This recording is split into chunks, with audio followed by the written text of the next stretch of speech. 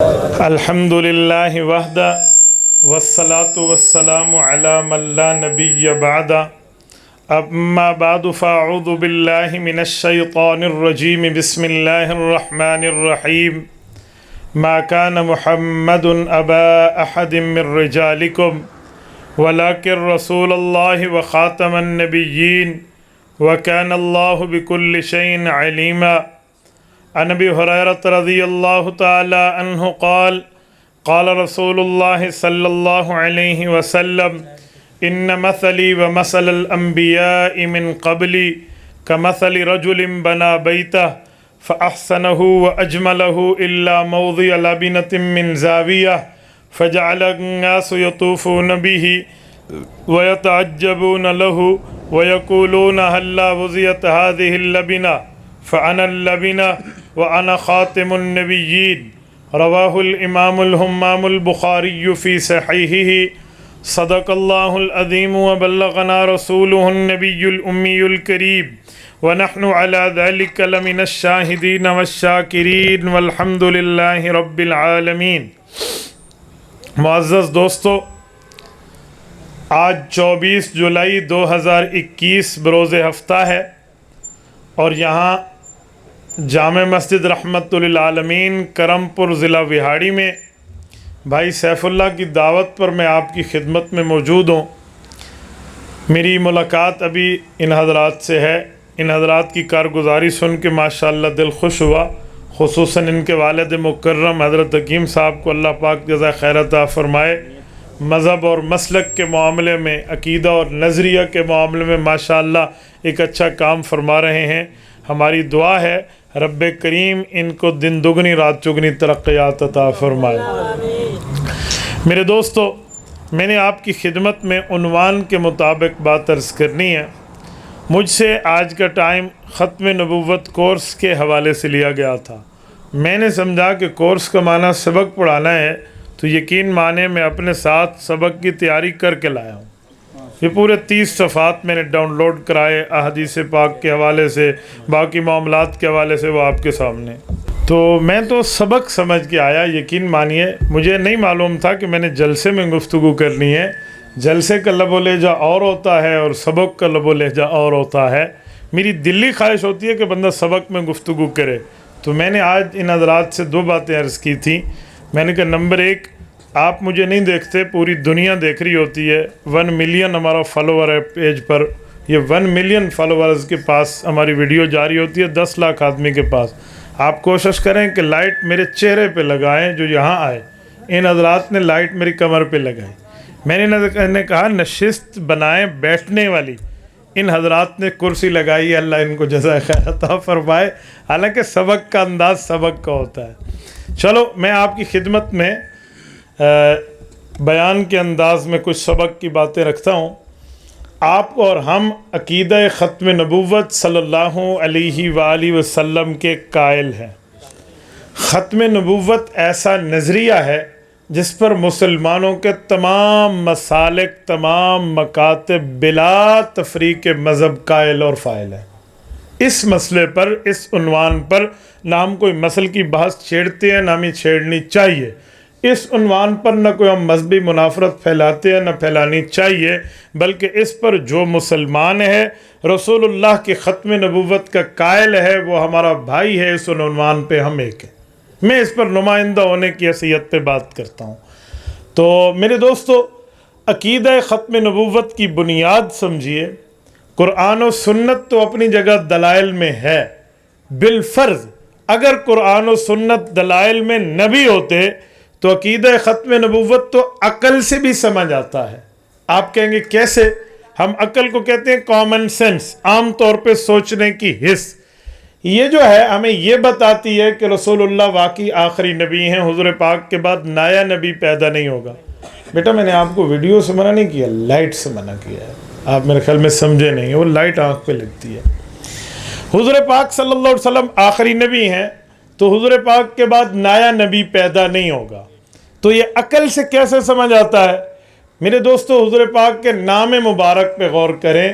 آپ کے اور میرے پاک پیغمبر کا نام ہے حضرت محمد صلی اللہ علیہ سارے دوست پڑھیے نا صلی اللہ علیہ وآلہ وسلم. اللہ پاک آپ کو حضور پاک کے روضے پہ لے جائے تو ہم وہیں بھی پڑھیں گے اور یہاں بھی پڑھتے ہیں. یہاں فرشتے لے جاتے ہیں, وہاں کا انعامدار کے پاس ہمارا درود پاک ڈائریکٹ پہنچتا ہے, تو ہم تو درود پاک کے قائل ہیں. سارے دوست کہیے صلی اللہ علیہ وسلم. تو حضور پاک صلی اللہ علیہ وسلم کے نام نامی کے مطلب پہ غور کر لیں, نام کے معنی پہ غور کر لیں تو بات کھل جائے گی. میرے خیال میں پنکھا چھوڑ دیں بھائی, یہ آواز ویسے اسپیکر کو خراب کرے گی, بند رکھیں. یہ سارے میرے جانے کے بعد کہیں گے کہ مجمع میں پنکھا نہیں تھا, مولوی آپ پڑے تھے پکا لوائی بیٹھا ہے. کسی پہ نہ ہو, انصاف چلے گا. توجہ, حضور پاک صلی اللہ علیہ وسلم کے نام نامی میں محمد ہے. اب محمد کسے کہتے ہیں؟ الذی اجتمعت فیہ صفات المحمودۃ کلھا. اس نام کا مطلب یہ ہے جس میں دنیا میں جو اچھائیاں ہیں نا, وہ ساری اچھائیاں حضور پاک کے نام مبارک میں جمع ہیں. یہ ہے لفظ محمد سے. اب رسول پاک صلی اللہ علیہ وسلم کا یہ نام حمد سے نکلا ہے. حمد تعریف کو کہتے ہیں.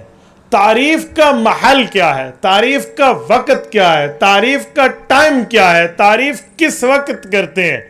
کیا کسی کے تعارف سے پہلے تعریف کی جاتی ہے یا تعارف کے بعد تعریف کی جاتی ہے؟ کسی کی جانچ پڑتال سے پہلے تعریف کی جاتی ہے یا جانچ لینے کے بعد تعریف ہوتی ہے؟ تو دنیا میں یہ اصول کامن سینس میں طے ہے کہ جب کسی چیز کی واقفیت حاصل ہو جائے, بندہ اسے دیکھ لے, جانچ پڑتال کر لے, پھر اس چیز کی یا تعریف کرتا ہے یا تنقید کرتا ہے. تو تنقید ہو یا تعریف ہو, یہ پورے معاملے کے اینڈ پر ہوتی ہے, پورے معاملے کے آخر میں ہوتی ہے. تو حضور پاک کے نام میں کوئی تنقید نہیں ہے, تعریف ہے. محمد تعریف والا. جب حضور پاک صلی اللہ علیہ وسلم تعریف والے ہیں تو تعریف سب سے آخر میں ہوتی ہے. میں یہاں جلسے میں ابھی نہ آیا ہوں تو میں تعریف کیسے کروں گا کہ ان کا انتظام ٹھیک تھا یا ٹھیک نہیں تھا؟ پہلے میں آؤں گا, میں معاملات دیکھوں گا, اس کے بعد جا کر تعریف کروں گا میں یوں تھا یوں نہیں تھا. اس کا مطلب تعریف آخر میں, حمد تعریف آخر میں. جب ہم کھانا کھاتے ہیں الحمدللہ نہیں کہتے بلکہ بسم اللہ پڑھتے ہیں, اللہ کا نام لیتے ہیں. جب کھا چکے ہوتے ہیں پھر کیا کہتے ہیں؟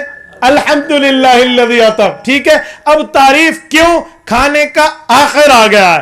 جب ہم سونے لگتے ہیں تو پہلے الحمدللہ نہیں کہتے, اللہم بسمک اموت و احیا کہتے ہیں کہ ابھی ہمارے نیند کی سٹارٹنگ ہو رہی ہے, آغاز ہو رہا ہے, ابتدا ہو رہی ہے. اور جب ہم نیند مکمل کر کے اٹھ چکتے ہیں تو اس وقت ہم کہتے ہیں الحمدللہ الذی احیانا بعد ما اماتنا والیہ النشور. اب ہم نے حمد کیوں کی؟ ہم نے حمد اس لیے کی کہ یہ سب سے آخر میں معاملہ ہے, نیند پوری ہو گئی ہے. تو میرے پاک پیغمبر صلی اللہ علیہ وسلم کا نام محمد ہے تو عقل بھی مانتی ہے, تعریف والے ہیں تو سب سے آخری ہیں. اگر خالی عقل پیش کریں, کامن سینس پیش کریں, باقی دلائل کو چھوڑیں تو حضور پاک کے نام میں بھی ختم نبوت موجود ہے. اچھا, اس پر میں مزید عرض کرتا ہوں, یہ صرف نام میں نہیں ہے بلکہ تھوڑا اسے مزید دیکھیں تو رسول پاک صلی اللہ علیہ وسلم کے ساتھ اللہ نے ہر جگہ پہ ختم نبوت کے تعارف کو جوڑا ہے. مثلاً جو حضور پاک پر کتاب اتری ہے وہ ہے قرآن کریم, اور قرآن کریم کی نزول کے اعتبار سے, اترنے کے اعتبار سے پہلی سورت کون سی ہے؟ اترنے کے اعتبار سے اقرا بسم ربک. اس لیے کہتا ہوں توجہ رکھیں, یہ سبق ہوتا ہے نا تو مجھے اس طرح خطابت نہ کرنی پڑتی, آپ خود سمجھ دیں. جو سب سے پہلے سورت اتری وہ کون سی ہے؟ سورت علق, اقرا بسم ربک. اور قرآن کریم میں لکھی ہوئی سب سے پہلی کون سی ہے؟ سورت فاتحہ. کیوں بھائی؟ اقرا لکھی جاتی, جو پہلے اتری پہلے آئیں پہلے پائیں. تو پہلے والی آیت تو نہیں لکھی, پہلے والی سورت بھی نہیں لکھی, پہلے والی کو جا کے آخری پارے میں رکھ دیا. وجہ بھائی اسے ہمارے علماء کہتے ہیں یہ ترتیب توقیفی ہے. ترتیب توقیفی کا معنی خود آقا انعامدار نے اس کو جہاں رکھنا ہے حکم فرما دیا ہے. اس میں آپ کو اور میرا کوئی دخل نہیں ہے, آپ کی اور میری اس میں کوئی مرضی, کوئی رضا, کوئی خواہش, کوئی نیڈ, کوئی ضرورت نہیں ہے, بلکہ رسول اللہ صلی اللہ علیہ وسلم کی ترتیب حضور نے خود فرمایا. اور حضور کا آرڈر اور لوہے کا گارڈر اسے کوئی نہیں توڑ سکتا, بابا ایسے ہی چلے گا. تو حضور پاک نے پہلے لکھوایا, اب جو پہلے لکھوایا ہے قرآن کریم کی سورت فاتحہ، پہلا لفظ کیا ہے؟ سارے نہیں بولتے، پہلا کیا ہے؟ الحمد۔ الحمد مانی تعریف، تعریف تو آخر میں ہوتی ہے، پہلے کیوں آ گئی بھائی؟ ابھی ہم نے طے کیا تھا کہ تعریف آخر میں ہے، تو الحمدللہ والی سورت تو بالکل قرآن کریم کی آخر سورت ناس پہ آتی تاکہ پتہ چلے تعریف آخر میں ہے۔ جی نہیں، کیوں؟ یہ آخری نبی پر اترنے والی آخری کتاب ہے، تو حمد اور تعریف سے شروع ہوا، کیونکہ حضور کے ساتھ حمد جڑی ہوئی ہے نا، اور حمد آخر میں ہے، تو قرآن شروع الحمدللہ سے ہوگا۔ اب بابا یہ آخری نبی کی آخری کتاب ہے۔ اچھا، حضور پاک صلی اللہ علیہ وسلم کو جو امت ملی ہے، اس امت کا نام کیا ہے؟ جسے ہم کہتے ہیں امت محمدیہ۔ حضور پاک کی حدیثوں میں ان کا نام کیا ہے؟ حضور پاک کی حدیث میں اس کا نام ہے کہ کل قیامت میں ہر امت کو ایک نام سے پکارا جائے گا۔ جو میری امت کو جو نام دیا جائے گا وہ ہوگا حمادون، امت حمادون، تعریف والی امت۔ حضور پاک کی امت کے نام میں بھی حمد ہے، پتہ چلا آخر نبی والی ہے، کیوں؟ حمد آخر میں ہے نا، تعریف آخر میں۔ اور رسول پاک صلی اللہ علیہ وسلم کو جو رب العزت پرچم عطا فرمائیں گے، جس پرچم کو لے کر حضور پاک اپنی امت کی قیادت و سعادت فرمائیں گے، اس پرچم کا بھی ایک نام ہے، اس جھنڈے کا بھی ایک نام ہے، اس پرچم کا نام ہے لواء الحمد، آخری نبی کا پرچم۔ تعریف اور جو رتبہ، جو مرتبہ، جو درجہ، جو حیثیت میرے پاک پیغمبر کو رب نے دی ہے، اس جیسی اللہ نے کائنات میں کسی کو نہیں دی۔ لیکن ایک معاملہ ذہن میں رکھیں، جنت میں ایک مرتبہ ایسا ہے، ایک مقام ایسا ہے، ایک درجہ ایسا ہے، ایک جگہ ایسی ہے، ایک عہدہ اور منصب ایسا ہے جو میرے پاک پیغمبر کو، رسول اللہ صلی اللہ علیہ وسلم کو رب العزت اس پر آخرت میں فائز فرمائیں گے۔ وہ کیا ہے؟ وَبَعَثْمَ مَقَامًا محمودہ، مقام محمود ملے گا رسول پاک کو۔ مقام محمود سب سے آخری مقام، اور مادہ حمد ہے تعریف والا، یعنی جتنے مقام ہے سب سے آخری مقام حضور کا ہے، سب سے اخیر ہو گئے۔ اس سے بڑا مقام نہیں ہے، اس سے بڑا رتبہ نہیں ہے، اس سے بڑا منصب نہیں ہے، اس سے بڑا درجہ نہیں ہے، اس سے بڑا مرتبہ نہیں ہے جو پاک پیغمبر کو ملا ہے۔ لیکن پیدائش تا وفات، وفات تا حشر، حشر تا نشر، نشر تا جنت، ہر موقع پہ رسول پاک صلی اللہ علیہ وسلم کے ساتھ حمد حمد حمد جڑا ہے، اور حمد تعریف ہے، اور تعریف آخر میں ہے، تو ختم نبوت اول سے لے کر آخر تک ہر جگہ سمجھائی جا رہی ہے۔ تو یہ ایسی چیز نہیں ہے جس کے لیے کوئی دلائل کے انبار لگانے پڑیں، یہ تو بہت آسانی سے سمجھ آئے گی۔ اچھا، میں ایک بات مزید عرض کروں، رسول پاک صلی اللہ علیہ وآلہ وسلم کے لیے ختم نبوت کے دلائل میں اگر دلیل آپ کو دیکھنی ہے نا، تو قرآن کریم کھولیے، پہلا پارہ کھولیے، قرآن کریم کے سورت نمبر 2 سورۃ البقرہ کا پہلا صفحہ کھولیے۔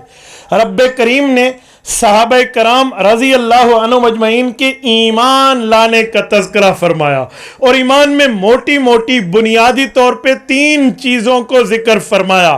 فرمایا صحابہ کرام کا رتبہ یہ ہے، ان کی حیثیت ایمانیہ یہ ہے، والذین یؤمنون بما انزل الیک وما انزل من قبلک وبالآخرۃ ہم یوقنون۔ 3 چیزوں پر ان کا بنیادی بیسک ایمان ہے، بنیادی طور پر یہ 3 چیزوں پر ایمان رکھتے ہیں۔ ان میں پہلی چیز پہلی کتابوں کو ماننا، دوسری چیز قرآن کریم کو ماننا، تیسری چیز وبالآخرۃ ہم یوقنون، قیامت پر ایمان رکھنا۔ یہ ایمان میں 3 بنیادی چیزیں۔ مولانا مفتی محمد شفیع عثمانی اللہ اس کی قبر پہ کروڑوں اربوں رحمتیں نازل فرمائے، ختم نبوت کامل میں ارشاد فرماتے ہیں کہ ایمان میں اللہ نے ان کتابوں کو بھی گنا جو امت محمدیہ میں منسوخ ہیں، جیسے تورات، جیسے زبور، جیسے انجیل، جیسے صحائف، انہیں بھی ایمان میں گنا۔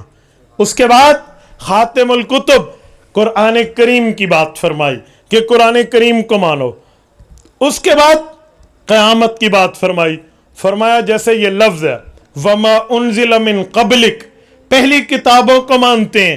اگر حضور پاک کے بعد کوئی اور کتاب آنی ہوتی، کوئی اور احکامات آسمان سے نازل ہونا ہوتے، تو لفظ ہوتا وما انزل من بعدک، یہ بعد والے پر بھی ایمان لائیں گے، لیکن وما انزل من بعدک الحمد کی الف سے والناس کی سین تک کہیں نہیں ہے۔ 30 پاروں میں جتنی 114 صورتیں، 86 مکی، 28 مدنی، 540 رکوع اور 120 پاؤ اور 7 منازل اور 30 پارے، کسی جگہ وما انزل من بعدک کی بات نہیں ہے کہ بعد میں جو کتاب اترے گی۔ تو اللہ نے پہلی کتاب کو ذکر کیا، پھر اس کے بعد قرآن کریم کو ذکر کیا، پھر اس کے بعد قیامت کو ذکر کر کے بتا دیا کہ حضور پاک پہ اترنے والے قرآن کے بعد قیامت تو آ سکتی ہے، نہ نیا نبی آ سکتا ہے، نہ نئی کتاب آ سکتی ہے۔ وَبِالْآخِرَةِ هُمْ يُوقِنُونَ۔ جامع ترمذی میں حدیث پاک موجود ہے، اس آیت کی شرح سمجھیے۔ اللہ کے رسول نے فرمایا انا والساعۃ کہاتین، یہ 2 انگلیاں رسول اللہ صلی اللہ علیہ وسلم نے اپنی انگلی مبارک کو یوں سیدھا فرمایا، ایک شہادت کی انگلی اور ایک شہادت کی پڑوسن انگلی، اس کے ساتھ والی، یہ دونوں انگلیوں کو اٹھایا، فرمایا میرے صحابہ انا والساعہ، مجھے اور قیامت کے بارے میں ایمان رکھنا چاہتے ہو کہ میں اور قیامت کا آپس میں ریلیشن، تعلق، رشتہ، بنیاد، معاملات کیا ہیں؟ تو سنیے، آنا ایک محمد صلی اللہ علیہ وسلم آپ کے نبی، میں، والساعہ اور قیامت یوں ہیں جیسے یہ 2 انگلیاں ہیں۔ کیا مطلب؟ ان میں کوئی تیسری انگلی نہیں ہے، حضور اور قیامت میں کوئی نیا نبی نہیں ہے۔ اس انگلی میں کوئی انگلی دکھا کر تو آئے، اگر کسی کی 6 انگلیاں ہو جائیں تو لوگ کہتے ہو 6 انگل ہے، نہیں تو 9ویں انگل آ گئی ہے، کام خراب ہو گیا ہے بھائی، یہ تو وہ ترتیب کے مطابق، فطرت کے مطابق نہیں ہے۔ ہم قادیانیوں کو کہتے تو 6 انگلیں تھے کھڑوتے ہوئے، آپ کو تو کام فطرت اور نیچر کے اپوزٹ ہو چکا ہے بھائی، کہاں سے معاملات آپ لے کر آؤ گے؟ رسول پاک علیہ الصلوۃ والسلام نے تو نئی نبوت کی جڑ کاٹ کے رکھ دی ہے۔ انا والساعۃ کہاتین، میں اور قیامت یوں ہیں جیسے یہ 2 انگلیاں، نہ نئی انگلی ہے اور نہ نیا نبی ہے یہاں پر۔ اور میں ایک جملہ مزید سمجھاتا ہوں، جب ختم نبوت اتنا واضح نظریہ ہے، ختم نبوت اتنا واضح معاملہ ہے، تو پھر یہ بات ذہن میں رکھیں کہ عقیدہ ختم نبوت کی مثال ایسی ہے جیسے جسم میں دل۔ یہ میں نے کیوں کہا؟ ایک بات سمجھانے کے لیے، وہ بات یہ ہے کہ کسی کی انگلی کٹ جائے زندگی رہتی ہے، پاؤں کٹ جائے زندہ رہتا ہے، بازو کٹ جائے زندہ رہتا ہے، ٹانگ کٹ جائے زندہ رہتا ہے، لیکن دل کا ایک ٹکڑا بھی کٹ جائے، کوئی ایک رگ بھی بند ہو، کہتے ہیں دل کا وال بند ہو گیا، کہتے ہیں نا، تو زندگی رہتی ہے؟ جی نہیں۔ ختم نبوت کے عقیدے کی مثال اسلام میں ایسے جیسے جسم میں دل ہے۔ بھائی کسی اور عقیدے پہ کوئی اوپر نیچے کر کے کوئی اور معاملہ ہو جائے تو فتوی کفر نہیں لگتا، لیکن جب دل کے معاملہ ختم نبوت کی بات کرے گا تو ایمان، عقیدے اور نظریے سے باہر ہو جائے گا۔ کیوں؟ یہ ختم نبوت کی بات کر کے نئی نبوت سمجھا لا، ختم نبوت پہ بات نہیں کرنا دیں گے، یہ ویسے ہی ہوگا جیسے چلے گا۔ یہ ایمان کے معاملات میں دل کی طرح موجود ہے۔ اور ایک بات ذہن میں رکھنا، رسول پاک صلی اللہ علیہ وآلہ وسلم کا رتبہ ہے ہی ختم نبوت والا، جو آپ کو اور مجھے یوں سمجھایا گیا ہے کہ رسول اللہ آخری نبی ہے۔ اب میں ایک حدیث پاک آپ کے سامنے پڑھتا ہوں، صحیح بخاری جلد نمبر 1 کتاب الانبیاء کی روایت ہے۔ سیدنا ابو ہریرہ رضی اللہ عنہ راوی ہیں، اللہ کے رسول نے فرمایا ایک شخص نے گھر تعمیر کیا، بنگلہ بن گیا، دوستوں کا آؤ ذرا میرے گھر کا وزٹ کرو، دیکھو میرا گھر کیسا ہے۔ دوست آئے اور دیکھنے لگے، واہ بالکونی بہت اچھی، برآمدہ بہت اچھا، کمرے بہت اچھے، دیواریں بہت اچھی، سیلنگ بہت پیاری، رنگ روغن بہت پیارا، واہ واہ یہ ترتیب ویل ڈن، ایک ایک بات پہ تعریف۔ ایک جگہ پہ آ کے دوست رک گئے، نے کہا یار اس کی تعریف کیوں نہیں کرتے؟ کہتے سب کچھ ٹھیک ہے، ایک سوال سمجھ نہیں آیا۔ کہا کیا؟ کہا یہ ایک جگہ باقی ہے، ایک اینٹ کی جگہ باقی ہے، الا موضع لبنہ، یہ اینٹ بھی لگ جاتی تو گھر پیارا بن جاتا، یہ اینٹ بھی لگ جاتی تو گھر پورا ہو جاتا، یہ آخری اینٹ بھی لگ جاتی تو گھر مکمل ہو جاتا۔ حضور نے فرمایا یطوفون بہ، لوگ چل رہے ہیں، ویتعجبون لہ، اور حیران ہو رہے ہیں یار کیا معاملہ ہے، اللہ وضعت هذه اللبنہ، یہ انہیں اینٹ کیوں نہیں لگائی یار؟ وجہ حضور پاک علیہ السلام نے فرمایا اس بنگلے سے مراد کسی کے اینٹ گارے کا بنگلہ نہیں ہے، اس محل سے مراد کسی کی کوٹھی نہیں ہے، بلکہ اس محل سے مراد ان مسلی و مسل الانبیاء من قبلی، میری اور انبیاء کی نبوت کی جاری اور ختم کا عقیدہ سمجھایا. جیسے وہاں آخری اینٹ باقی، وہ اینٹ لگے گھر پورا، یہاں آخری نبی میں باقی تھا، میں آیا، اب ختم نبوت مکمل. یہ رسول پاک علیہ السلام نے خود مثال دے کر سمجھایا. تو اس کے بعد نیا نبی کہاں سے لائیں گے؟ نئے نبی کی اچھا ضرورت کیا ہے؟ قادیانی کہتے ہیں قرآن کریم کی آیت ہے، اس میں ختم نبوت کے بعد نبوت کی جاری ہونے کی آیت. ہم کہتے ہیں جی پڑھیے. کہتے ہیں سورت نمبر 33 سورت احزاب آیت نمبر 40 میں وخاتم النبیین، ختم نبوت حضور کو ملی ہے، اور ختم کا معنی ہوتا ہے جی مہر لگنا. تو حضور پاک صلی اللہ علیہ وسلم نے مہر لگائی، مرزا نبی بن گیا. ہم نے کہا جی پوری کائنات میں ختم نبوت کا معنی کسی مسلمان نے یا اہل لغت میں کسی غیر مسلم نے بھی کیا یہ معنی کیا ہے کہ ختم نبوت کا مطلب ہے کہ حضور مہر لگائیں گے نیا نبی بن جائے گا؟ پوری کائنات میں صرف یہ مرزے کو معنی سوجا ہے، کسی اور کو نہیں سوجا. عجیب معنی ہے یار.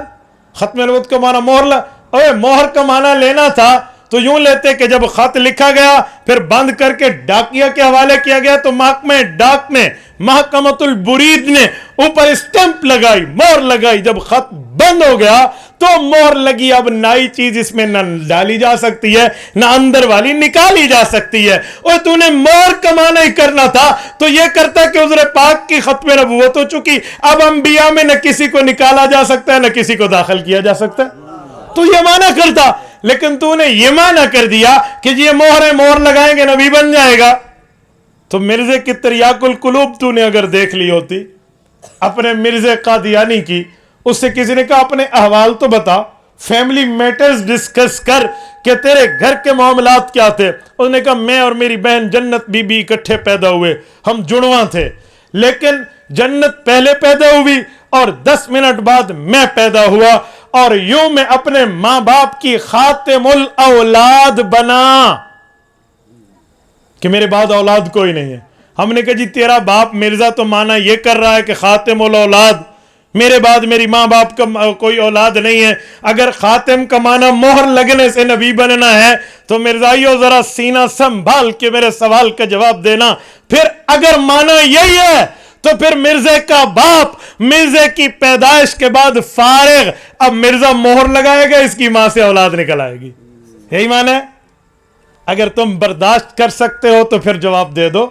اگر تم میں ہمت، غیرت، جرت، طاقت، سکت ہے اور غیرت کی کوئی ایک رمق تم میں موجود ہے تو پھر انصاف کا خون نہ کرو. اس کا جواب بھی میں بھی یہی معنی کرو جو آپ وہاں کر رہے ہو. کہو مرزا فارغ ہے، مرزا کا باپ فارغ، اب مرزا صاحب نے ٹھپا لانا ہے تو چل ہور بچہ، پھر ٹھپا لانا تو چل ہور کر دو نا. آپ تو نہیں کرتے. تو پھر آپ نے ترازو کے 2 پارٹ کیوں رکھے ہیں؟ الذين اذا اكتالوا على الناس يستوفون واذا كالوهم او وزنوهم يخسرون. قرآن کہتے ہیں بے ایمان قوم کی علامات یہ ہیں، وہ لینے کے بعد اور دینے کے بعد اور رکھتی ہے. بھائی یوں نہیں ہو سکتا، یوں نہیں ہے جو آپ ہمارے ساتھ کر رہے ہیں، یوں نہیں ہے. آپ تھوڑا گزارا فرمائیے. اور میں ایک بات مزید کہتا ہوں، مرزائیوں سے اس بارے میں پوچھا کرو کہ خاتم النبیین قرآن میں ہے، اس کا معنی کہتے ہیں مہر لگاتے ہیں نبی بن جاتے ہیں. میں نے کہا ایک یا کئی، یہ تو جمع کی طرف مضاف ہے. خاتم مضاف ہے نا، النبیین مضاف الیہ سے کہتے ہیں انگلش میں پوزیسو سینٹنس، یہ نسبتی جملہ ہے. تو میرے بھائی میں ایک سوال کرتا ہوں، اگر یہی مطلب ہے کہ خاتم النبیین حضور نبیوں پر مہر لگاتے ہیں، جمع کا صیغہ ہے، تو میں ایک بات پوچھ رہا ہوں، رسول پاک علیہ الصلوۃ والسلام کو دنیا سے گئے ہوئے 1400 سال ہو گئے ہیں. ان 1400 سالوں میں کتنوں پر حضور نے مہر لگائی ہے؟ نبیین تو پورے کرتے ہیں. ذرا کہتے ہیں جی ایک ہی مرزا پہ. میں نے کہا پھر خاتم النبیین تو نہ ہوئے، خاتم النبی ہوئے نا، واحد ہوا، نبیین تو نہ ہوا. اور مرزے کے بعد تم بھی خلافت مانتے ہو، نایا نبی نہیں مانتے، تو وہ ایک کذاب تو عہدہ رسالت اٹھا کے مرزے کو دینا چاہتا ہے.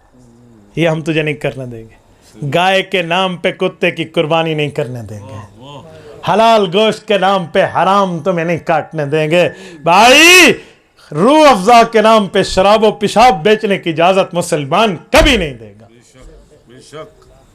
تو جا کسی اور نام سے اپنے مذہب کو پیش کر، کسی اور عنوان سے اپنے نظریے کو پیش کر، تجھے اسلام ہی ملا ہے، اگر اسلام ملا تو پھر اسلامی معاملات کے ساتھ چل کر بات ہوگی، ایسے نہیں ہوگی۔ کسی کی ہوائے نفسانی پر، کسی کی ذاتی خواہش پر، کسی کے اپنے معاملات پر دین کو یہ الٹ پلٹ کر دیا جائے، یہ امید ہم سے مت رکھنا۔ اور میرے دوستو، آپ جتنے لوگ بیٹھے ہیں اپنے گھر میں اپنے بچوں کو عقیدہ ختم نبوت کی تاریخیں سمجھایا کرو کہ تاریخ کیا ہے، ہمارے اکابرین کی اس پر محنتیں کیا ہیں، ہمارے اکابرین کی اس پر کوششیں کیا ہیں، انہیں بتائیں۔ 7 ستمبر 1974 کی لیجسلیٹو اسمبلی میں قائد ملت اسلامیہ حضرت مولانا مفتی محمود، اللہ اس کی قبر پہ کروڑوں اربوں رحمتیں نازل فرمائے، مفتی محمود نے مسلمانوں کی قیادت کر کے کیا وہاں کارنامہ ہائے سر انجام دیے تھے۔ آپ کو چاہیے اپنی اولاد کو سنائیں، اپنی اولاد کو بتائیں اور انہیں یہ بات باور کرائیں کہ دیکھو ہمارے معاملات کیا ہیں اور کس طرح ہمیں اسلام کے معاملات میں چلنا چاہیے۔ میں ایک بات آپ کو مزید سمجھاتے ہوئے کہتا ہوں، آج صبح آتے ہوئے شاہین ختم نبوت حضرت مولانا اللہ وسائے دامت برکاتہم سے میں نے رابطہ کر کے ایک سوال کیا، میں نے کہا حضرت میں نے ختم نبوت کورس پر ایک بات کرنی ہے، ذرا آپ فرمائیں کہ مجھے ایک سوال سمجھ نہیں آ رہا۔ کہتے جی پوچھیں۔ میں نے کہا قادیانی ہمیں اکثر یہ تانا دیتے ہیں، تم بریلوی ہو کر بات کر رہے ہو، دیوبندی ہو کر بات کر رہے ہو، اہل حدیث ہو کر بات کر رہے ہو، یہ ہمیں تقسیم کرنا اور اپنا الو سیدھا کرنے کے چکر میں ہوتے ہیں، یہ ڈیوائیڈ اینڈ رول انگریز والی پالیسی پہ عمل کر رہے ہیں، تقسیم کرو، لڑاؤ اور حکومت کرو، یہ تو وہ عنوان چلائے ہوئے ہیں۔ میں نے کہا میں نے یہ پوچھنا ہے کہ قادیانیوں کے جو 2 گروپ ہیں، ایک لاہوری ہے اور ایک مرزائی ہے، لاہوری مرزائیوں کو کافر کہتے ہیں اور مرزائی لاہوری گروپ والوں کو کافر کہتے ہیں، تو وہاں پر قومی اسمبلی میں جب 13 دن بحث ہوئی اور قادیانیوں کو بلایا گیا تو مرزا ناصر تو مرزائیوں کا نمائندہ تھا، کیا لاہوریوں کو بھی بلا کر ان کا موقف سنا گیا جو ان کا یہ گروپ ہے؟ تو انہوں نے فرمایا جی ہاں، کہ ڈاکٹر اللہ بخش اور ڈاکٹر طارق آئے تھے اور یہ دونوں لاہوری مرزائی کی نمائندگی پہ آئے تھے اور انہوں نے بھی 2 دن جرا میں حصہ لیا تھا اور 11 دن مرزا ناصر نے لیا تھا۔ ہم نے کہا جی فٹ ہو گئی بات، اب ہم قادیانیوں کو کہہ سکتے ہیں نا، اجی ہمیں کہتے ہو تو کون بن کے بات کر رہا ہے، اپنے نبی کی تعلیمات میں تم فرقے بن گئے، بھائی ہمیں تو 1400 سال ہمارے نبی پاک صلی اللہ علیہ وسلم کو دنیا سے گئے ہوئے گزرے ہیں، اور تیرے بابا تو کل کی بات ہے، ابھی بھی تم 2 سے 4 گروپوں میں تقسیم ہو گئے ہو، تم میں سچا کون ہے؟ پہلے اپنے گھر کی تو خبر لے لے، اے چشم اشک بار ذرا دیکھ تو صحیح، یہ گھر جو بہ رہا ہے کہیں تیرا گھر نہ ہو۔ تو ہمیں اعتراض کر رہا ہے، اور تو اپنے گھر میں پہلے فیصلہ تو کر لے، اور تیرے ہاں معاملات کیا ہے؟ تو آپ کو قادیانیت کی تاریخ پر اسٹڈی ہونی چاہیے، اور وہاں پر حضرت مولانا مفتی محمود کی قیادت میں تمام مکاتب فکر موجود تھے۔ ایک قادیانی نے سوال کیا، اے جو مسلمان ہمارے خلاف فیصلہ لے رہے ہیں نا، تم سے قانون میں ترمیم لے رہے ہیں، ان کی ایک دوسرے کے خلاف کفر کے فتوے موجود ہیں، یہ مسلمان ایک دوسرے کے خلاف فرقوں میں بٹے ہوئے ہیں، پہلے اپنا مسئلہ ٹھیک کر لیں پھر ہمیں کہیں۔ تو اس وقت کیا جواب دیا ہمارے اکابر نے؟ انہوں نے کہا جی سنیں، یہاں جو ایک دوسرے کے خلاف فتویٰ آیا ہے وہ اس غلط فہمی کی بنیاد پہ آیا ہے کہ یہ رسول اللہ صلی اللہ علیہ وسلم کے قدر کا قائل نہیں ہے۔ اگلے بندے نے جواب دیا جی میں تو قدر کا قائل ہوں، اب تو فتویٰ ختم ہو گیا نا، اب تو ختم ہو گیا، تو جو الزام اس پہ لگا اس نے اس الزام کی معاملات کی صفائی کر دی، اب تو فتویٰ نہ رہا، معاملہ صاف ہو گیا۔ ہم تم پہ الزام لگاتے تم حضور کے بعد نیا نبی مانتے ہو اور تم کہتے ہو جی ہاں تمہارا معاملہ اور ہے، ان کا معاملہ اور ہے، تو تقسیم نہ کر سکے۔ اور ایک بار یہ بھی مسئلہ درپیش ہوا کہ قادیانی سوال کرتے ہیں کہ ان کے قانون اور آئین میں یہ تو لکھا ہوا ہے کہ کافر کون ہے، یعنی مرزائی، یہ نہیں لکھا ہوا کہ مسلمان کون ہے۔ کہتے ہیں وہاں تو مسلمان ہونے کی بات تو نہیں ہے، کافر ہونے کی بات ہے۔ میں نے کہا جی ٹھیک ہے، اتنی بات تو صحیح ہے کہ چوکیدار رکھا ہی اسی لیے جاتا ہے کہ رات کو ڈاکو کون آئے گا، اسی لیے تھوڑی رکھا جاتا ہے کہ ہمارا گاہک کون آئے گا۔ چوکیدار کا واسطہ گاہک سے نہیں ہے، تم جیسے ڈاکوؤں سے ہوتا ہے۔ تو آئین کی اس شک میں تم جیسے ڈاکوؤں کے ڈاکہ زنی کو روکا گیا، اور رہا یہ معاملہ کہ مسلمان کی تعریف نہیں ہے، یہ بھی تمہارا سفید جھوٹ ہے۔ آئین میں تو باقاعدہ تعریف موجود ہے کہ مسلمان وہ ہے جو چیز رسول اللہ صلی اللہ علیہ وسلم اللہ سے لے کر آئے ہیں، ان ضروریات دین کا قائل وہ مسلمان ہے، یہ تو وہاں تعریف موجود ہے۔ اور جتنا ٹائم میں تمہیں تعریف سناتے ہوئے لگا رہا ہوں، اس سے بھی کم ٹائم ہمارے علماء نے وہاں مسلمان کی تعریف لکھ کے فارغ بھی ہو گئے تھے، اس سے بھی کم ٹائم میں، اور آپ ہمیں کہتے ہو کہ وہاں مسلمان کی تعریف نہیں ہے۔ حضرت مولانا ادریس کاندھلوی، اللہ ان کی قبر پہ کروڑ اربوں رحمت نازل فرمائے، شیخ الحدیث جامعہ اشرفیہ لاہور رہے ہیں۔ حضرت کاندھلوی رحمۃ اللہ علیہ منیر جج کی عدالت میں موجود تھے، اور جج منیر قادیانی تھا۔ انہوں نے وہاں ایک لفظ کہا کہ عقیدہ ختم نبوت تو بہت عام ہے، ہر مسلمان جانتا ہے، کیسے اس کا انکار کیا جا سکتا ہے؟ جج قادیانی تھا، اس کے پیٹ میں مروڑ اٹھا، اس نے کہا جی میں مولوی سے تھوڑی بحث کروں اور اسے بتاؤں کہ جج ہوتے کیا ہے۔ تو اس نے کہا ختم نبوت کی تعریف عام ہے؟ کہا جی عام ہے۔ کہا جی پکڑ کے گلی سے ایک سادھے آدمی کو لے آؤ، آ گیا، انہوں نے کہا جی ختم نبوت کی اصطلاحی تعریف کر، لغوی تعریف کر، کیا ہوتی ہے، شرعی تعریف کر۔ سادہ جٹ قسم کا آدمی تھا، اسے کیا پتہ لغوی کیا ہے، اصطلاحی کیا ہے، شرعی تعریف کیا ہوتی ہے۔ جب وہ نہ کر سکا تو مولانا ادریس کاندھلوی کہتے کہ دیکھا آپ کہتے ہیں عام ہے، ہر کسی کو پتہ ہے، تو کسی کو بھی نہیں پتہ۔ تو حضرت کاندھلوی علم کلام کے امام تھے، اللہ ان کی قبر پہ کروڑ اربوں رحمت نازل فرمائے۔ حضرت کشمیری سے فیض پایا تھا، تو انہوں نے فرمایا کہ جج صاحب تمہیں یہ نہیں پتا کہ جو چیز جتنی عام ہوتی ہے اس کی تعریف اتنی مشکل ہوتی ہے۔ انہوں نے کہا جی وہ کیسے؟ تو ٹیبل پر ایسے گلاس پڑا تھا شیشے کا، تو انہوں نے کہا جج صاحب بتاؤ یہ کیا ہے؟ اس نے کہا گلاس۔ انہوں نے کہا تعریف کر گلاس کیسے کہتے ہیں؟ انہوں نے کہا شیشے کا گول گول ہو۔ انہوں نے کہا یہ جگ بھی شیشے کا گول گول ہے، یہ گلاس ہے؟ اب تو جج نے سر پٹایا، کہتے نہیں وہ گول گول ہو جس میں پانی پیا جاتا ہو وہ گلاس ہے۔ انہوں نے کہا جی میں ہاتھ کے چلو کو یوں بھر کے ہاتھ میں پانی پی لوں، اسے کوئی گلاس کہے گا؟ اب تو جج ادھر ادھر نا، انہوں نے کہا دیکھو گلاس عام ہے ٹھیک ہے، لیکن آپ تعریف نہیں کر سکے۔ اچھا ایک اور بات ہے، پاجامہ کیسے کہتے ہیں؟ اس کی تعریف کرو۔ انہوں نے کہا جو قمیض کے نیچے پہنا جاتا ہے اسے پاجامہ کہتے ہیں۔ تو انہوں نے کہا قمیض کے نیچے تہبند بھی پہنا جاتا ہے، ڈیڈا یہ تہبند بھی پہنا جاتا ہے، اسے پاجامہ کہتے ہیں؟ تو اس نے کہا نہیں، جس میں دو سوراخ بھی بنے ہوئے ہوں وہ پاجامہ ہوتا ہے۔ انہوں نے کہا شلوار پہ بھی دو سوراخ ہوتے ہیں، اسے تو کوئی پاجامہ نہیں کہتا۔ اب تو جج دائیں بائیں چونکہ چنانچہ اگرچہ مگرچہ کے معاملات پہ پھنس گیا۔ تو حضرت نے کہا اچھا ابھی مجھے کہہ رہے تھے ختم نبوت کی بات عام ہے، میں اخبار میں دلا دوں، عام مسلمان کو بھی اس کی تعریف نہیں آتی۔ جج صاحب کل میں اخبار میں دلا دوں کہ یہ جج کیسا جج ہے، اسے گلاس کی تعریف بھی نہیں ہوتی اور پاجامے کی تعریف بھی نہیں آتی، ہم اخبار میں دلا دیں؟ تو انہوں نے نہیں سمجھا تھا کہ یہ ختم نبوت کا رسول اللہ کا ایک غلام کوئی ہمارے سامنے سر جھکا لے گا۔ بھائی یوں نہیں ہے، یوں اتنی آسان بھی نہیں ہے جیسے آپ نے سمجھ لیا ہے معاملہ۔ دلیل کی دنیا میں بات کرنا ہمارے علماء کا ورثہ ہے، ہمارے اکابر کا طریقہ اور سلیقہ ہے۔ تو اس طرح عقیدہ ختم نبوت کو ہمارے حضرات نے محنتیں کر کے پھیلایا، اور قائد ملت اسلامیہ مولانا مفتی محمود رحمۃ اللہ نے جب جرحیں کی تھی ان پر، تو ان میں ایک بات یہ بھی تھی، حضرت مولانا غلام غوث ہزاروی رحمۃ اللہ علیہ کی تحریر سے پیش ہوا کہ جو مسلمان انبیاء کو مانتے ہیں تو ان کا دعویٰ یہ ہے کہ کوئی نبی حضرت آدم علیہ السلام سے رسول پاک علیہ السلام تک کوئی نبی فحاش اور لعان نہیں ہوتا کہ وہ گالیاں دیتا پھرے، وہ گالیاں نہیں دیتا۔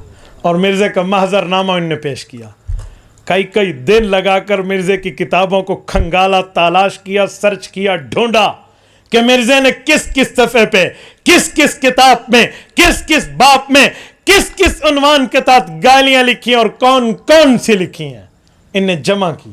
جب حضرت ہزاروی رحمہ اللہ نے جمع کی تو ایک خیال آیا دل میں کہ یار اتنی گالیوں کو لے کر جاؤں گا، گن کے دکھاؤں گا، ایک کام اور کیوں نہ کرو، گرتی ہوئی دیوار کو ایک دھکا اور دو۔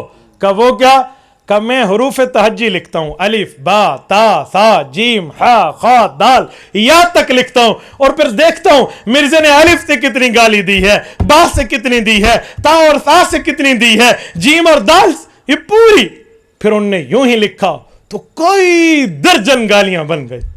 تو انہوں نے محضر نامے سے پیش کیا اور اسپیکر کو جا کے کہا کہ یہ وصول کرے نا ذرا، نبی ایسا گالم گلوچ کرنے والا ہوتا ہے؟ حدیث پاک میں وَإِذَا تَسَاقَتْ أُمَّتِي سَقَطَتْ مِنْ عَيْنِ اللَّهِ، اگر میری امت آپس میں گالم گلوچ اختیار کرے تو رب العزت کی نگاہ سے گر جائے۔ یہ نبی ہے جو یوں گالیاں دے؟ مرزائی اسے زہر کا ڈرم پینا تو قبول کرتے تھے، لیکن اس معذر نامے کا جواب ان کے بس کی بات نہیں تھا، تو ان نے ایسے ادھر ادھر کہا نہ جا۔ مفتی محمود رحمہ اللہ نے ایک سوال اور کیا، یہ قومی اسمبلی میں جب یہ سارے آئے بیٹھے تھے، کہا یار تم سارے ایک بات تو بتاؤ کہ تمہاری ماں نے تمہیں حلال جنا ہے حرام جنا ہے؟ تو اب کون کہتا ہے کہ ہماری ماں نے ہمیں حلال جنا ہے؟ ہمیں تو ہماری ماؤں پر اعتماد ہے، ہمیں ہمارے والدین پر اعتماد ہے، اور شریف اولاد ہوتی وہی ہے جو اپنے والدین پر اعتماد کرے۔ تو فرمایا مرزا قادیانی کی بات تم نے سنی؟ مفتی صاحب نے کہا وہ کیا؟ کہا مرزا کہتے ہیں کل مسلمی یصدقنی ویقبل دعوتی الا ذریۃ البغایا۔ یہ مرزا قادیانی نے جو عربی لکھی ہے نا، یہ عربی بھی ایسی ہے جیسے کوئی سریکی کہہ دے نا کہ میرے کٹے کا دم ہلتا ہے تو وہ کہہ دے الکٹۃ تتحرک پوچھا لہا، تو یہ عرض کی عربی بھی ایسی ہے۔ تو ٹھیک ہے، اس نے بھی یہاں ایسے ہی لکھ دیا کہ ہر مسلمان تو میری تصدیق کرتا ہے، لیکن جس کی ماں نے اسے حلال نہیں جنا وہ مجھے نہیں مانتا۔ تو مجھ سے نے پیش کر کے کہا ذرا قومی اسمبلی میں کتنے بیٹھے ہیں جو مرزے کو مانتے ہیں؟ کسی نے کہا بابا ہم نے اسے نہیں مانے نا، ہم نے تو قیامت میں سفارش امام الانبیاء صلی اللہ علیہ وسلم سے لینی ہے، آمنہ کے در یتیم محبوب رب العالمین خاتم النبیین سے لینی ہے، اس سے نہیں لینی، ہم اسے نہیں مانتے۔ کہا مرزا تو تمہاری ماں کو گالیاں دیتا پھر رہا ہے۔ میرے دوستو پھر تاریخی چیلنج مفتی محمود صاحب کا تھا، جب مرزائیوں نے کہا نا ہماری کتاب نہیں ہے، کہا ہمیں بند کر دو، ہمارے پاس سے ٹیلی فون کھینچ لو۔ وزیر اعلیٰ پنجاب کو ذوالفقار علی بھٹو صاحب حکم کریں کہ وہ چنیوٹ جا کر روے میں جا کر مرزائیوں کی بک سینٹر سے جا کے یہ کتاب لائے۔ اگر مرزائیوں کی لکھی ہوئی کتاب میں عبارت نہ ملی تو مفتی محمود اپنی موت لکھ دے گا۔ تو میرے دوستو 13 دن تک انہیں موقع ملا، 13 دن تک، کیوں کل کوئی یہ کہہ نہ سکے کہ جی ہمیں سنا نہیں گیا تھا، ہمارے موقف کو پیش نہیں کیا گیا تھا۔ تو سب کچھ ملا، اور اس کے بعد 7 ستمبر 1974 کی لیجسلیٹو اسمبلی میں اس وقت کے وزیر اعظم جناب ذوالفقار علی بھٹو کی قیادت میں آئین میں یہ درج کیا گیا کہ قادیانیوں کا اسلام سے کوئی تعلق نہیں ہے۔ میں سیاسی اختلاف اپنی جگہ، لیکن میں بھٹو کے لیے اس مسئلے میں بڑا نرم دل رکھتا ہوں۔ امید ہے اللہ پاک ختم نبوت کی خدمت کی صدقے مغفرت فرما دے، اور رب فرما دیں تو آپ کو اور مجھے کیا لینا دینا۔ بابا ہمیں ختم نبوت اور مذہب اور قاز اور مشن اور ایمان اور اسلام عزیز ہے۔ تو اس نے جو کیا ہے نا، جب آئین میں درج ہو رہا تھا نا، تو اس وقت ان کا ایک وزیر تھا بڑا تیز ترار تھا، مرزا قادیانی کا جب نام آیا نا تو اس نے مفتی محمود رحمۃ اللہ علیہ کہا کہ یہ نام آئین میں نہیں لکھتے۔ کہا کیوں؟ کہا مرزا کا پلیت نام ہے، اس سے آئین پلیت ہو جائے گا۔ تو مفتی محمود رحمۃ اللہ نے فرمایا یہ صوفی پناہ ہمارے سامنے نہ رکھو۔ انہوں نے کہا نہیں حاشیے میں لکھتے ہیں۔ کہا صبر کر، شیطان، قارون، حامان، فرعون پلیت نام ہے؟ کہا جی ہاں۔ کہا اللہ نے قرآن میں ان کو لکھا ہے قرآن پلیت نہیں ہوا؟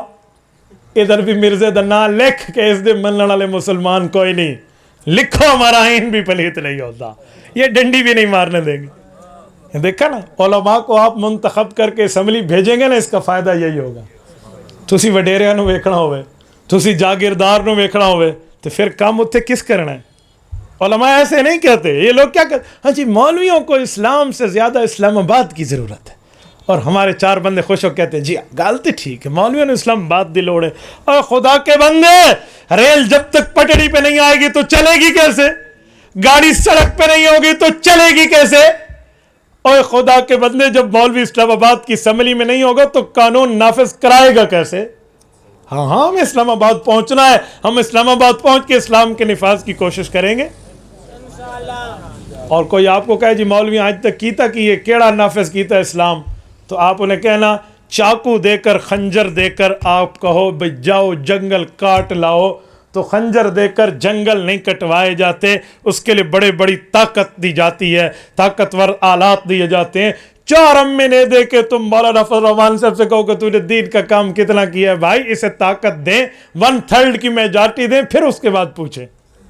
تو علماء نے جو کارنامے سر انجام دیے ہیں نا، یہ اتنی کم سیاسی طاقت کے باوجود بھی دیے ہیں، تو اس کا مطلب ہے کہ اللہ رب العزت کی مدد ان کے ساتھ ہے۔ ہمیں تو سلام پیش کرنا چاہیے کہ محدود وسائل کے باوجود بھی آپ کی اور میرے مذہب کی چوکیداری کر رہے ہیں۔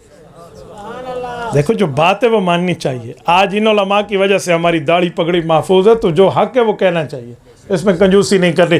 تو ان علماء نے قومی اسمبلی میں بیٹھ کے یہ بنوایا، اور آج کوئی قادیانی کوئی مرزائی یہاں اذان نہیں دے سکتا. کیوں؟ اگر اذان دے گا تو حضور کی ختم نبوت کو مان پھر اذان دے، ورنہ اذان سے ہندو کا کیا واسطہ، اذان سے سکھ عیسائی اور یہودی کا کیا واسطہ، پارسی کا کیا؟ وہ اپنے مذہب کا پرچار کرے، تو بھی اپنے مذہب کا پرچار کر. میں کچھ دنوں پہلے مظفر گڑھ کے علاقے میں گیا، کلر والی، وہاں پر ایک سوال ہوا کہ یہاں پر عدالت نے لکھ دیا ہے کہ قادیانیوں کی مسجد کے مینار گرا دیا جائے اور ان کا محراب گرا دیا جائے. تو جو وہاں علاقے کے ایس ایچ او ہے نا حضرت، وہ کہہ رہے ہیں جی میں مسجد کا مینار کیسے گراؤں، میں مسجد کا محراب کیسے گراؤں، چلو کوئی ہو ہے بنی ہوئی تو قادیانیوں کی مسجد ہی ہے. میں نے وہاں کہا کہ وہ کہتے ہیں جو کسی مفتی سے فتویٰ لاؤ. میں نے کہا ہم اس فتوے کو لکھ کے دینے کے لیے بھی تیار ہیں اور زبان سے سنانے کے لیے بھی تیار ہیں. یہ مسجد نہیں ہے، یہ مرزاڑا ہے، نام مسجد دیا ہے. اور جو اسلام کے مقابلے میں جگہ بنے، قرآن اسے مسجد نہیں مسجد ضرار کہتا ہے کہ وہ تکلیف دہ مسجد ہے. وَإِرْصَادًا لِمَنْ حَارَبَ اللَّهَ وَرَسُولَهُ. اللہ فرماتے ہیں اے پیارے پیغمبر، جو ان منافقین نے مسجد کے نام پہ اپنا کفر اور نفاق کا اڈا تیار کیا ہے، صحابہ کو بھیجو اس کی اینٹ سے اینٹ بجا دو. یہ اللہ کے رسول کے خلاف مورچہ ہے. سورت نمبر 9 سورت توبہ. اٹھائیے قرآن کریم. حضور پاک نے صحابہ بھیجے اور آگ لگا دی گئی اس جگہ کو، اینٹ سے اینٹ بجا دی گئی. میں نے کہا ایسے چو صاحب، اگر آپ نے کلمہ پڑھا ہے اور یقیناً پڑھا ہے، آپ ڈرے نہیں اور اپنے دل کو بڑا کر کے فوراً جائیے اور ان کا کام تمام کیجئے تاکہ آپ رسول اللہ کی سفارش پا سکیے. بھائی بات سیدھی سی، ہم قانون اور آئین کو ہاتھ میں نہیں لیتے، آئین اور قانون کو ساتھ لے کر چلتے ہیں. اسی لیے کوئی لائن آرڈر کے مسائل نہیں ہیں. تو میرے دوستو، یہ تب ہے جب ہمیں ہمارے قوانین، اپنے رائٹس، جسے کہتے ہیں fundamental of the rights of my constitution, ہمارے آئین نے جو ہمیں حقوق دیے ہیں اور یہ معاملات ہیں، ہمیں اس کو ازبر کرنا چاہیے، اس کو اپنے دہرانا بھی چاہیے اور اس کو اپنی اولاد تک سمجھانا چاہیے. یہ ہمارے اندر کے معاملات ہونے چاہیے. آپ جو سن کے جا رہے ہیں اپنے گھر تک بتائیے، سمجھائیے، سنائیے، بتائیے، رٹوائیے، ذہن نشین کروائیے تاکہ کل آپ کی اولاد ختم نبوت پر پہرا دے سکے. کریں گے انشاءاللہ. اللہ آپ کو رحم صراط مستقیم عطا فرمائے. اقول قولی ھذا واستغفر اللہ وآخر دعوانا ان الحمد للہ رب العالمین. قادیانیوں کی مصنوعات، شیزان، فلاں کی مصنوعات، اسرائیلی مصنوعات کا بائیکاٹ. بالکل بھائی یہ بات یاد رکھیں کہ قادیانیت کی مصنوعات کا بائیکاٹ کریں گے تبھی ان کی کتابوں کے چھپنے کے پیسے ہمارے دینے بند ہوں گے، ورنہ وہ اپنا کفر چھاپتے رہیں گے اور ہمارے پیسے لیتے رہیں گے. تو یہ تمام جن کا آیا ہے ہمیں بائیکاٹ کرنا چاہیے. اور قادیانیوں کے ساتھ سلام و کلام، سلام کلام رابطہ ان سے وہ رکھے جو اس طاقت میں ہو کہ انہیں سمجھا کے ادھر لے آؤں، انہیں بیراور کے اسلام کی طرف وہ رابطہ رکھے. وہ سپیرا ہے اور سپیرا سانپ کے ساتھ اٹھ بیٹھ سکتا ہے، لیکن جو سپیرے کی حیثیت نہیں رکھتا اسے سانپ سے یاری رکھنے کی کوئی اجازت اسلام میں نہیں. اگر آپ اس پوزیشن میں ہیں نا کہ آپ ان سے گفتگو کر کے انہیں ریٹرن لا سکتے ہو، انہیں یو ٹرن لینے پہ مجبور کر سکتے ہو، ٹھیک ہے نا، انہیں واپس لے آنے کی پوزیشن میں آپ ہیں تو آپ رکھیے، آپ آئیے، آپ جائیے، آپ معاملات طے کیجئے اور کوئی مسئلہ آپ کے لیے نہیں ہوگا. مجھے ایک دوست کہنے لگا کہ اتنی شدت سے آپ بائیکاٹ تو کسی عیسائی کا نہیں کرتے جتنا آپ قادیانیوں کا کر رہے ہیں. میں نے کہا ٹھیک ہے، غیر مسلم وہ بھی ہے، لیکن عیسائی اور یہودی جتنا بھی گیا گزرا ہو وہ ایک سچے نبی کا پیروکار ہے. اس وقت حضور کا ہونا چاہیے لیکن وہ نہیں کر رہے، جرم ہے. لیکن حضرت عیسیٰ اور حضرت موسیٰ اپنے دور کے سچے نبی ہیں اور مرزے والے تو جھوٹے کی پیروکاری کر رہے ہیں. لہذا سچے اور جھوٹے کا فرق جان کے جیو، ٹھیک ہے نا، یہ آدھے آدھے معاملات میں نہ رکھا کریں. میرے عنوان پر ختم نبوت پر کوئی پرچی ہو تو آپ مجھے دیجئے، باقی معاملات میرا عنوان نہیں ہے. اگر اس عنوان پہ آپ کو میرے سے کوئی گفتگو سننی ہے تو آپ عنوان رد بدعات رکھیے، مجھ سے دلائل سن لیجئے. لیکن جو ختم نبوت عنوان ہے، آپ ختم نبوت پہ ایک نہیں 1000 سوال کریں. آپ عقیدہ ختم نبوت پہ ایک نہیں 100 میرے سامنے دلائل سے بات کریں، میں آپ کو سمجھاؤں گا، بتاؤں گا، سناؤں گا، آپ کو ذہن نشین کراؤں گا اور انشاءاللہ تعالیٰ دلیل کی دنیا میں منوا کے اٹھوں گا. آپ میں کوئی دوست مجھ سے ختم نبوت پہ پوچھے، جو عنوان ہے میں عنوان کا پابند ہوں. عنوان سے ہٹ کے میری عادت نہیں ہے کبھی بات کرنا. میں مثل کی عنوان پہ ایک پرچی کا جواب دے دوں، پورا جلسہ ان کے حوالے کر دوں، پوری گفتگو پر پانی خود اپنے ہاتھ سے پھیر دوں، یوں نہیں ہے بھائی.